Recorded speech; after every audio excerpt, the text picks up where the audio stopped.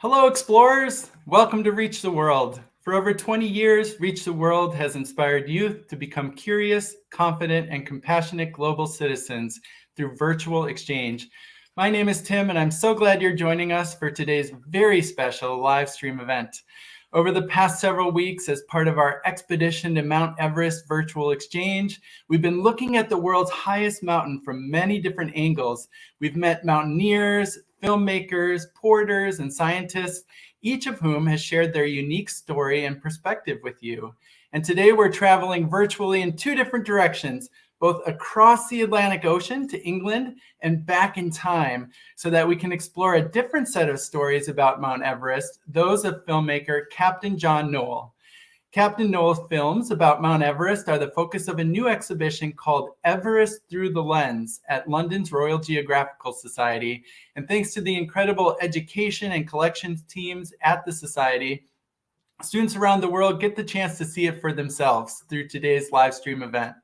Before I turn things over to today's special host at the Royal Geographical Society, let me give a warm welcome to the teachers and students who are watching today, wherever you may be.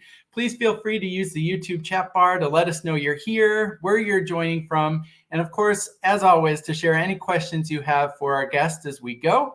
If you haven't yet had a chance to read Reach the World's introductory article for students to the Everest Through the Lens exhibition, you don't need to leave and read it now, but I'll add the link to the chat and you should definitely take a look after we're finished here today.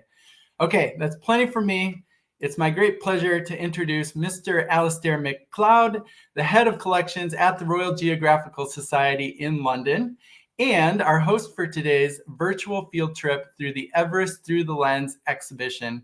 Alasdair, a very warm welcome to Reach the World. Let me bring you on screen here. Hi there. Hello. Hi, thanks, Tim. Hello, everybody. Thank you so much for joining us here in London. So I'm standing in the Royal Geographical Society. So maybe after the presentation, you can find us online. We're based in South Kensington, so we're very near to the museums, like the Victoria and Albert Museum and the Natural History Museum. And we have a big collection here of material relating to the history of travel and exploration, covering a period of over 500 years. And today we're looking at the material that links our story to that of attempts to reach the summit of Everest. And for those of you who know a little bit about the background, if you've read the introductory essay, the Society worked with an organization called the Alpine Club to create the Mount Everest Committee. And we were the first people in the UK to think about trying to reach the summit of Mount Everest. Now, today we might think very differently about that. There are people who climb Mount Everest. Often in the very popular times for climbing Mount Everest, you'll see images of people almost in a kind of escalator trying to reach the summit. But at this time, nobody had tried to reach for the summit of Mount Everest. And people who lived in the regions around the mountain, so those people who lived in Tibet and Nepal, were also, they viewed the mountain very differently from their British counterparts. For the Tibetans and for the Nepalese, the mountain, and it still is a sacred space. And so this exhibition explains how these British expeditions were developed and then delivered, but all of it is done through the magic of film. And as you can see here, if I just move around a little bit, this is the original camera that was used to take the films, the very first films of Mount Everest in 1922 and 1924. And if I move a little bit closer, you'll see that it is a metal box. It's a very sophisticated camera for its day, but to us now, this doesn't look like a movie camera or even a mobile phone. It's made of metal. It has special features so that if we were using this on the mountain, on this side, you can see the turning, the cranking handle, and this is how you would actually move the film onwards in your camera. And then if we go down a bit further, you can see that it's standing on something that's called a tripod. And this would be used to make sure that the camera stayed steady while the film was being taken. And if I just turn around here, you'll see at the far end of the exhibition, as I walk into it, there is a film playing at the very end of this gallery that shows you how people first saw Mount Everest in the 1920s. The film was made by Captain John Noel, who was one of the very expert filmmakers of his day. And you can see here that there was no text other than these intertitles. And intertitles were how people read on screen before the introduction of sound into movies and films. But let's just start by looking at the reasons why the expedition was undertaken. On this side of the gallery, you can see all of the planning that went into it. So if I just turn around here, these photographic images, some of which are in the presentation that we've given to Tim and the team, show you how much information was put into planning for the expedition, not just to reach the base camp in Tibet, but also onwards from the base camp.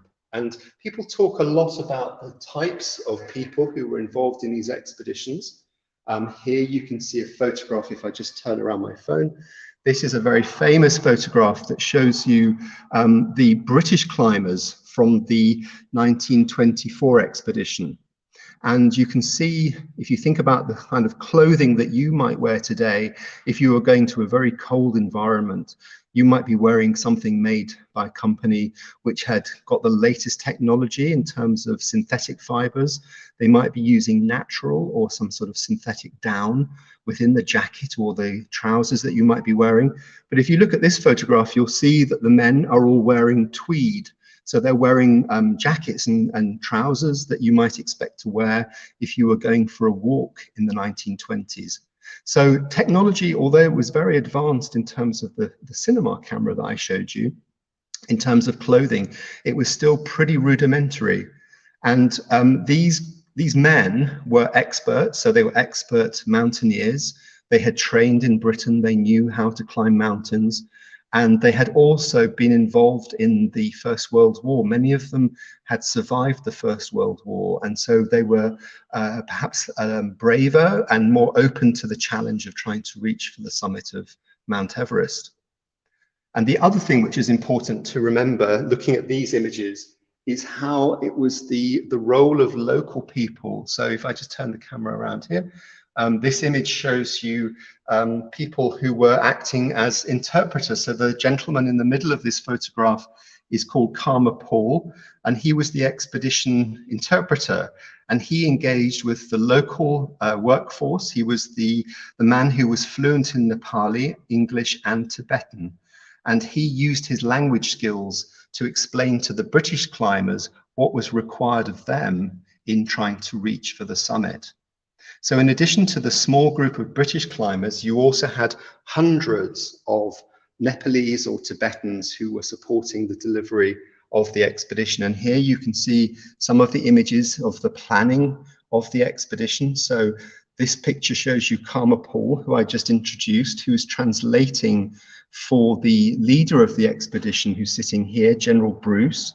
And this was a really key instruction. If you couldn't speak to the local people and explain what you wanted to do, then the journey forwards would be almost impossible to achieve. So looking at the way in which, for the very first time, these expeditions, bearing in mind that these are the first expeditions which actually included photography and film, they show you how beautiful and how important the clothing and the traditions of the Tibetans were. And this was the first time that people in the West were able to see figures. So here you have an example of a Tibetan dancer wearing a mask. It's a folk dancer who would travel from town to town. And then Noel has taken a photograph so that you can also see the face of the dancer. So this is the first time that people with all of the sophistication and skills of their local communities and their culture were seen by people in the West. And the films, of course, that were created were broadcast all over the world. John Noel, who was the filmmaker, was very clever, and he wanted to make sure that as many people as possible would see his films. So if we just walk across to the other side of the gallery, this is the program for the first film, Climbing Mount Everest, which is from 1922. And you can see how dramatic the image is. This is like a kind of movie poster from today. If you think about your favorite film, or if you look at a poster for a film and you say to your parents or your friends, I'd like to go and see that film, it looks really cool. This is the sort of image that was used in the 1920s. And you can see here that they are using oxygen. Now, it's very, very difficult to climb in these high altitude regions of the world without supplementary oxygen. For many of the climbers on this expedition, though, they thought that it was unnecessary, that you could still reach the summit of Everest without having the support of additional oxygen. But through the 1922 and then the 1924 expeditions, they realized that it was really important to have the addition of oxygen. If you look at the routes to the summit of Everest, there are areas of the final stages of the journey up towards the summit where the oxygen levels, the natural oxygen levels, drop down to a level that will not support human life. So it's incredibly important to be able to have this to support you in your attempt. And if you look closely, you can see that the oxygen was carried in these metal cans on the back of each of the climbers, and they had a pipe, you can just see it there, that goes into the mouth of the climber. And so the technology is very rudimentary, it's very early, and they're testing all of this out. So we often talk about it here as being a little bit like the way in which the NASA astronauts were testing out the latest technology of the day on the mountain. And then you can see here, the equipment has become much more sophisticated.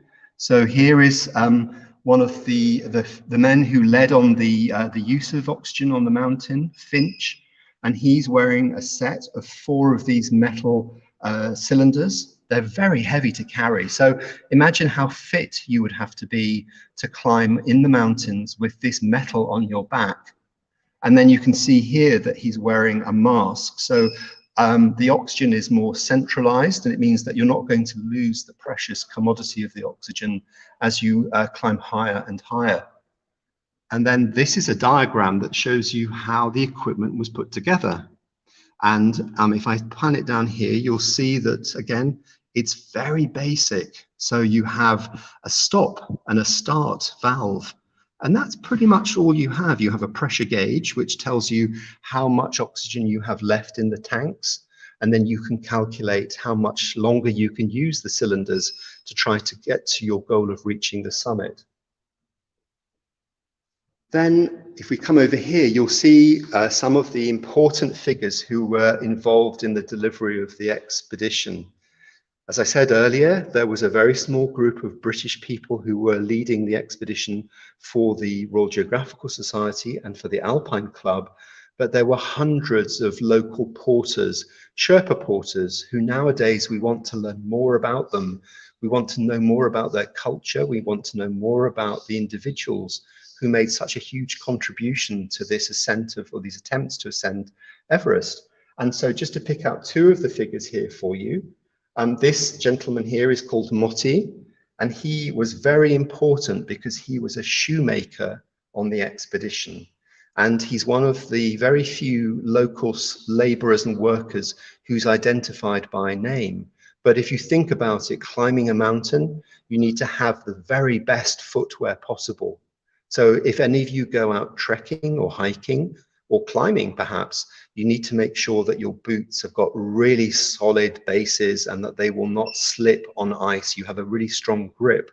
So this man's role was to make sure that everybody's boots were in really good condition to help them to try and climb to the summit of the mountain. And then this figure here is someone who is chiseling a stone in the camp. And here you can see members of the expedition trying on boots that they would use on the expedition.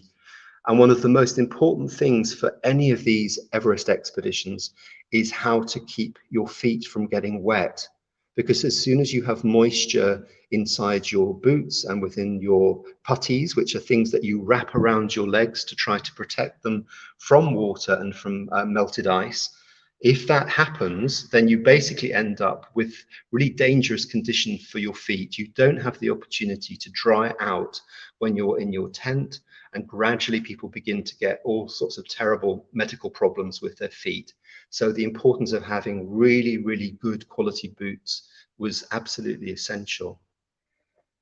And then here we have again the chap that I introduced to you earlier, Karma Paul. So Karma Paul is in this picture here. He really is the most important of the translators and interpreters. And he was on both the 1922 and the 1924 expeditions, and in fact also in 1938. This gentleman here is a really significant figure because he is a plant collector. So in addition to people who were providing trades that would help the expeditions reach for the summit of the mountain, this man is here to advise on plant samples that can be collected. So on the route from Darjeeling in India towards Tibet, there is the most amazing range of plants, both plants that have some form of medical or herbal benefit, but also because this is one of the very first expeditions to climb up into the mountains, it was a great opportunity for botanists to gather and collect plants and bring back samples to Britain so that we could learn more about what grew in those places. And then here is one of the color images. You can see here, this is a really great photograph because this shows two of the Western climbers at the front, and then behind them you can see some of the high altitude porters. And these men were called tigers because they were incredibly strong. They were strong and they were fit and they had massive capacity in their lungs to climb higher and higher than perhaps any of the other porters. So they were selected specifically because of their physical condition. But they were also incredibly intuitive about the areas in which they were climbing. And as I said very early on in the presentation, without that local knowledge, life would have been very difficult indeed for the European climbers.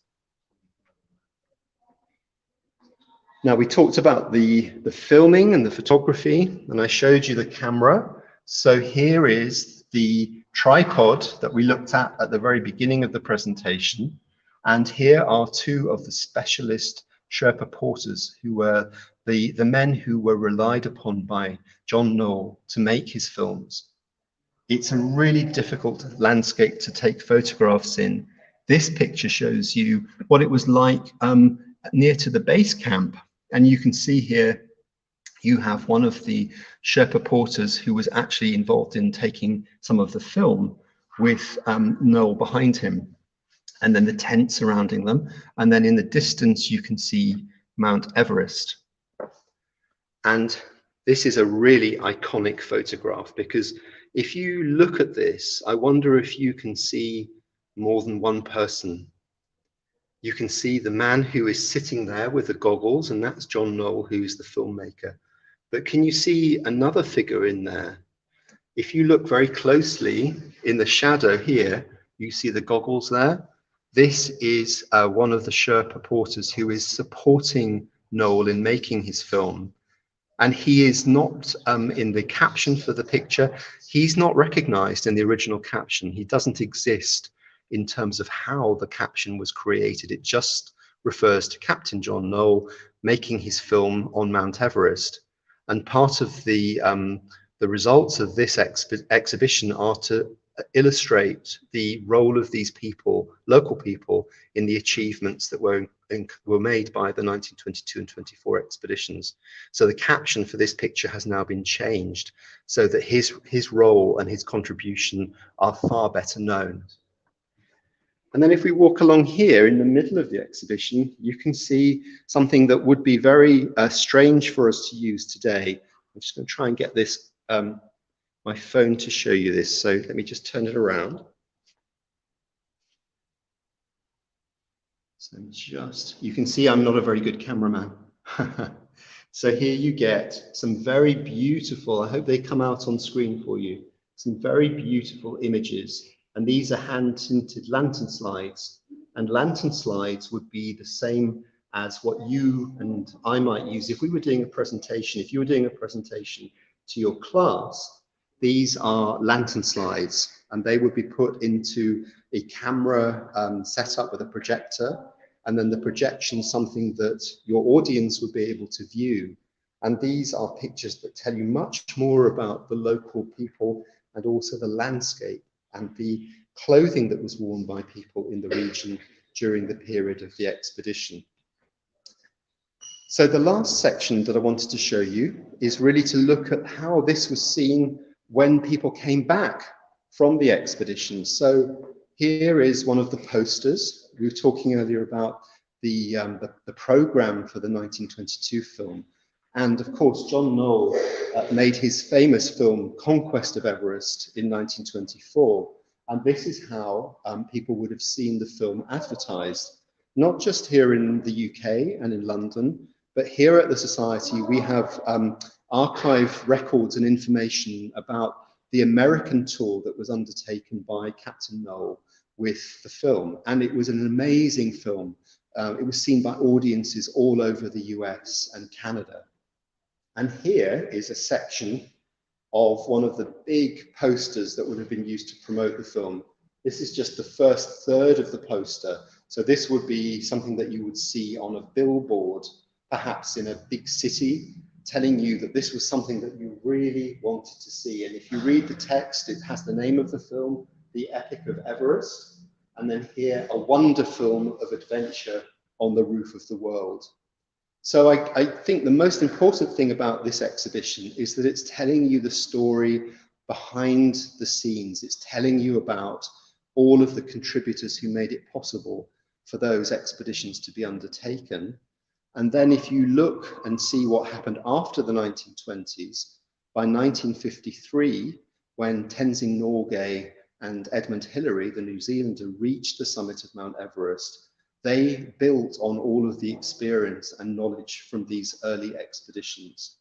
And I would hold on to the thought that for all of these men involved in these expeditions, they were working in very unknown environments, and they were testing themselves to the limit, and they were using technology which at its time was the latest technology, very high tech in the 1920s, but they really didn't quite know how it was going to work when they were on the mountain. So I think that gives you a flavor of the exhibition. I guess now what I'd like to do is hand back to Tim, and then if you have questions that you'd like me to answer, I'll be very pleased to do so. And one thing I should say before I stop is that the exhibition is here in London, but also it will be available for you to look at online closer to Christmas. So we are closed between Christmas and New Year, but it will be available for you to view it on our website as well. And I'm sure Tim will be able to provide you with access details for that when it's ready. Yeah, that's fantastic news. Great. We will all visit it virtually again for sure. Alasdair, one of the things that strikes me about the poster that's behind you and some of the artwork about these films that Captain Noel made is it feels a little science fiction-y with the air tanks on the back and the goggles. It seems like, you know, these explorers are going into this place that's otherworldly almost. It's not, you know, the roof of Everest is almost out of this world in a sense. Yeah, I think that's right. I mean, you know, as I was saying earlier, you know, we wear things, the clothing that we wear when we go outside, when it's really severe, the weather is very severe. And, you know, I know from experience that if I walk out in London, it's very unlikely that I'm ever going to be as cold as I might be in Colorado or somewhere else in the US. So you have a much better sense of cold. But for these figures, they were wearing the sort of clothing that today, you know, you would put on like a tweed jacket, or you would put on maybe some slightly warmer underwear to go climbing. And the conditions were so harsh for them. And it wasn't just about the clothing, it was also the fact that the secret to being able to climb to the height of Everest is the fact that you need to take in a lot of water. So for many, many years, right through until the 1950s, people couldn't understand what was needed for these really fit individuals to finally make it to the summit. And it actually turned out to be sports science in the 1950s that came up with this theory around water consumption, which for us today seems really obvious. If you look at any sports superstars, they will all have incredible balance of intake of all sorts of carbohydrates and sugars, but water is the main thing that they need. And this is what was being discovered even in the 1920s, that you needed to drink a lot of water. And if you were in a very high altitude place, there is no water. So what you have to do is have with you a stove where you can actually melt the ice to create the water. So it's a very, very time-consuming business, in addition to actually having to climb the mountain. That's fascinating. And you mentioned Colorado, and that gives me a great chance to bring in some folks in Boulder, Colorado, who would know a lot about what you need to wear to be nice and warm in the mountains. So I'm going to bring in our friends at the Friend School in Boulder, Colorado. Hello, third graders in Boulder. Hello. Fantastic to see you. I know I have lots of questions, but I want to turn it over to you so that you can ask Mr. MacLeod any questions you have about what he just talked about these really cool Everest expeditions. Please go ahead. All right, Pearl, do you want to just come up closer to ask the question so that he can hear you? What's your favorite artifact in the exhibit? Okay, that's a really good question. My favorite thing is the camera. And the reason why the camera is my favorite thing is because I was lucky enough to go and pick it up from the man who owns it. So I can tell you now, although I just traveled on the tube, which is an underground train in London, it was so heavy to carry, even for just half an hour. So I've got a real respect for those Sherpa porters having to carry it. So that's my favorite item. Thanks. Great question. All right. Who else has a question? I see some hands raised. Yeah, come whenever you're ready. Come on up. Did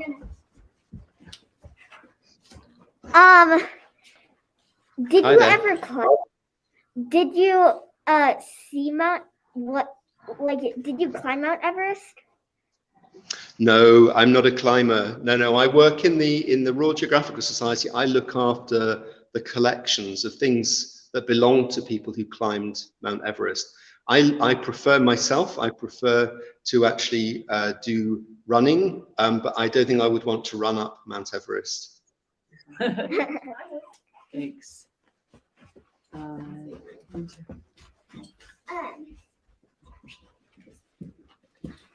Have you ever met the family members of 1924?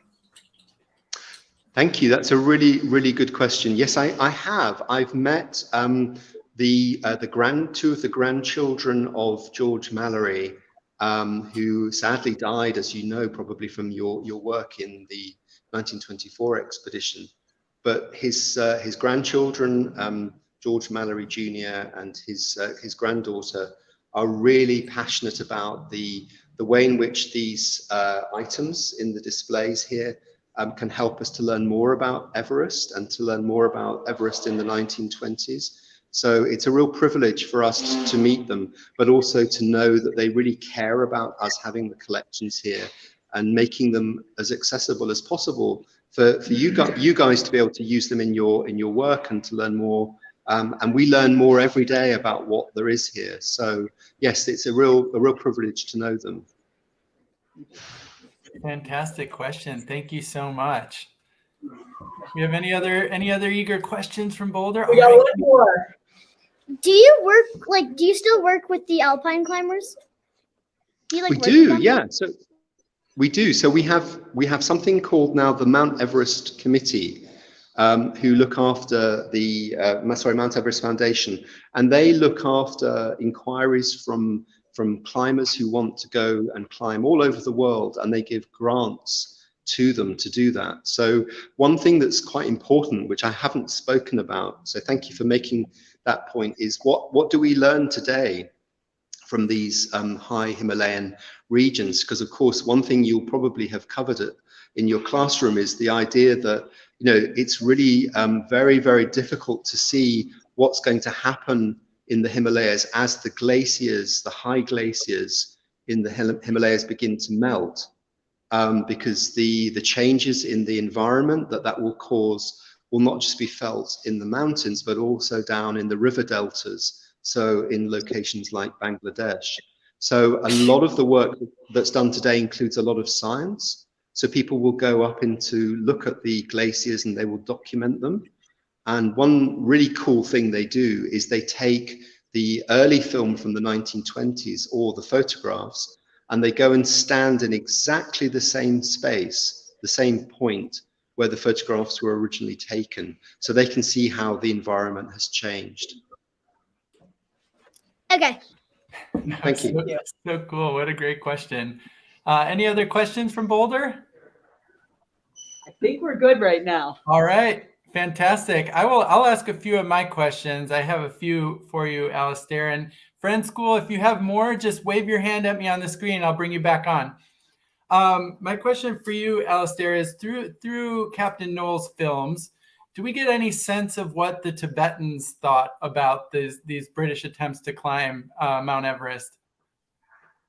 Yeah, that's a really good question, Tim, because I think what was very clear from the beginning is that because, as I said, that Tibet and Nepal, both in terms of their cultures and also in terms of Hinduism and Buddhism, they view the mountain as a sacred space. And so when the first climbers arrived in 1921, which was called the Reconnaissance Expedition, before these two expeditions took place, the Tibetans at the Rongbuk monastery were very puzzled by what was happening when these Europeans arrived. And in fact, in the written records at the monastery, there's a lot of concern for the British climbers because the Tibetans genuinely feel and fear for the safety of these Europeans. They don't understand why they would want to climb the mountain.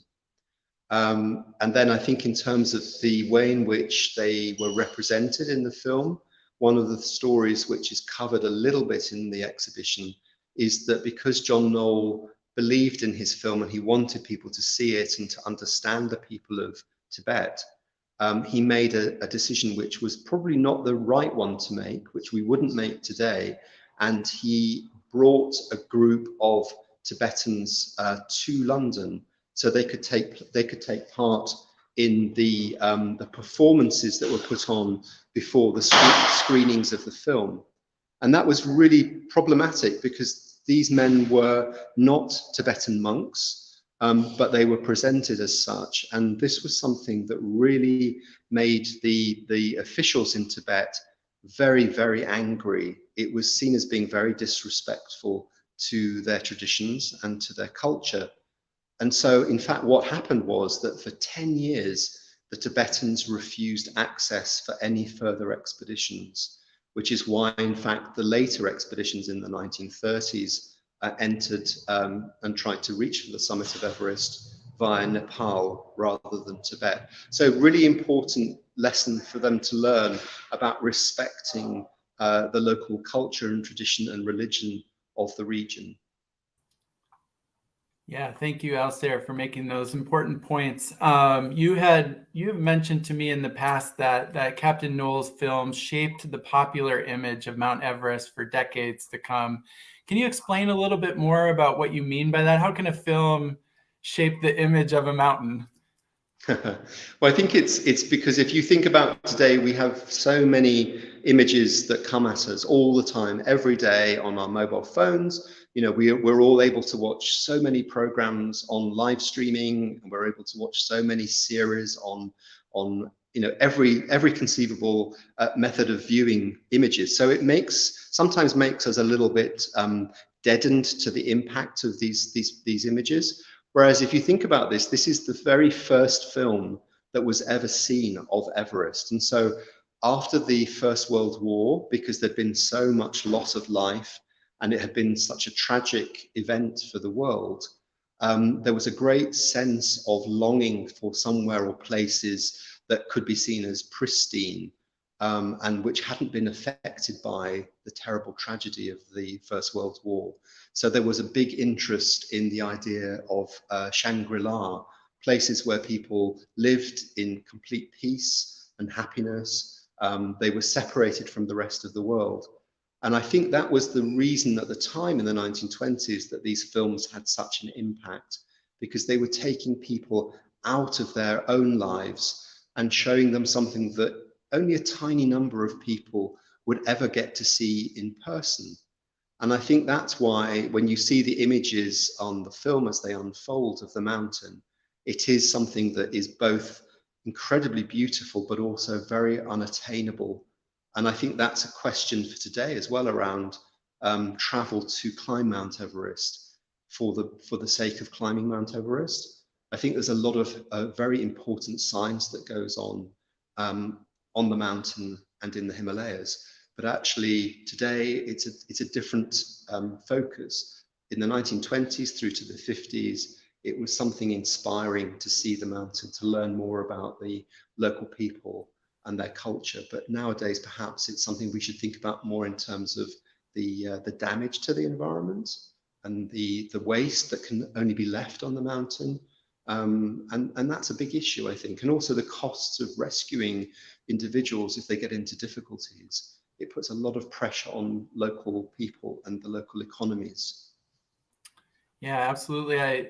For kids who have been following the virtual exchange, and many people who are familiar with Everest, they may not know that the use of oxygen cylinders continues on Mount Everest. It's more popular than ever for people trying to climb. And for the most part, when they're empty, the climbers leave them on the mountain because they're heavy, and it creates a problem with trash. So all very good points. I have one final question for you, Alasdair, and it has to do with really the idea of the